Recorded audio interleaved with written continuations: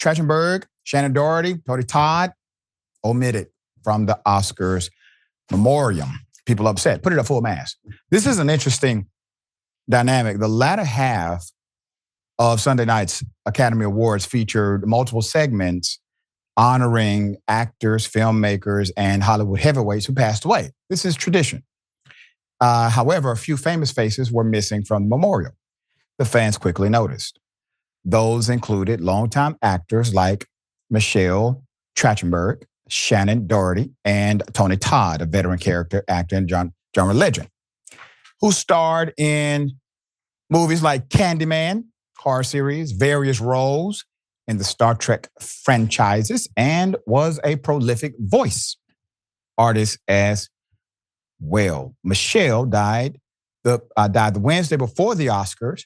However, Gene Hackman was announced dead the same day, but the Academy gave 2 tributes to Hackman. So there's that part of the explanation that doesn't fit.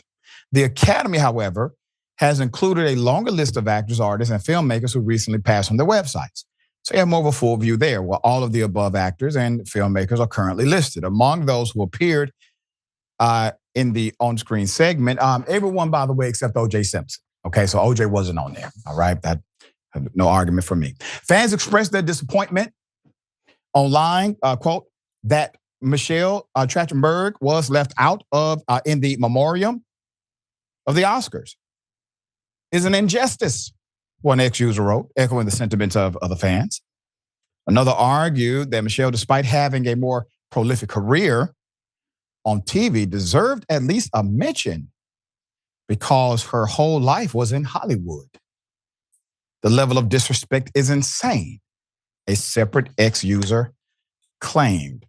This fan wrote, no Michelle, no Shannen, no Tony Todd. I'm sick, Oscars 2025.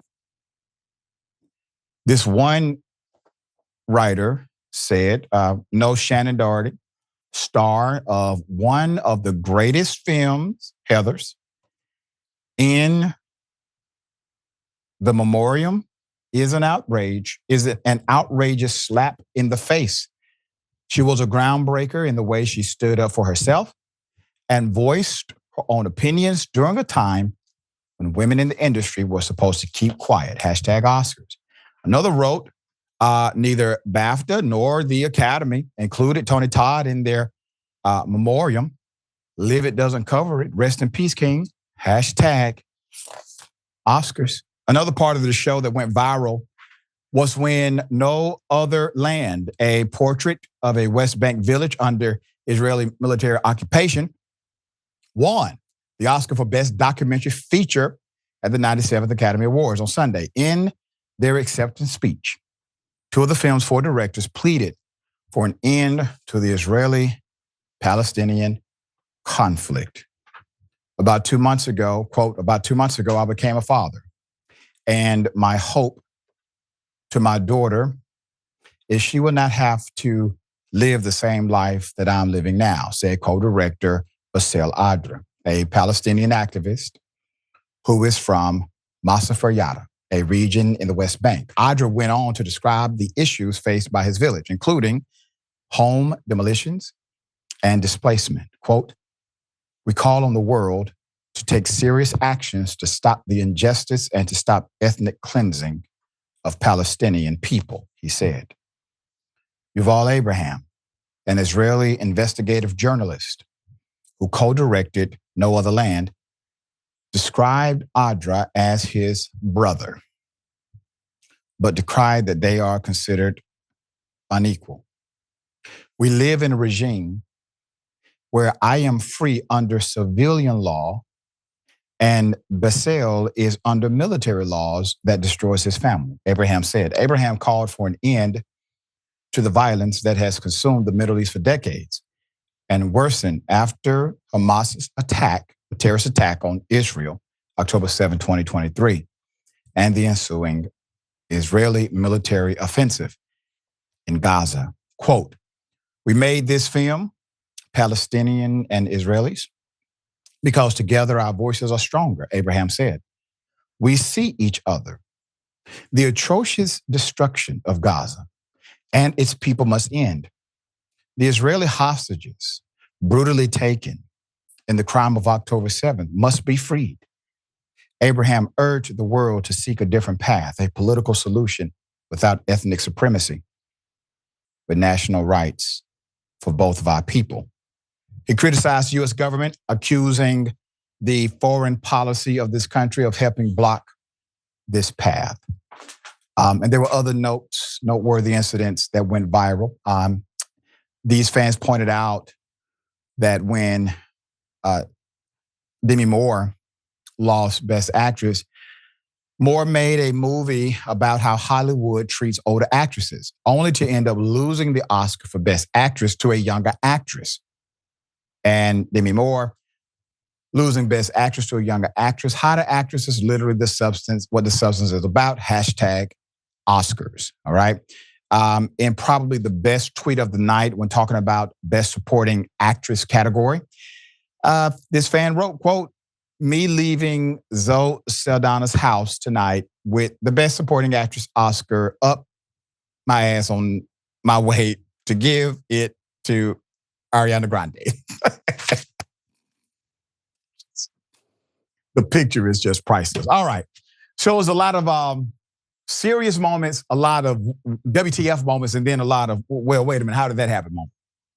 I want to go back to the substance of the call for peace. Okay.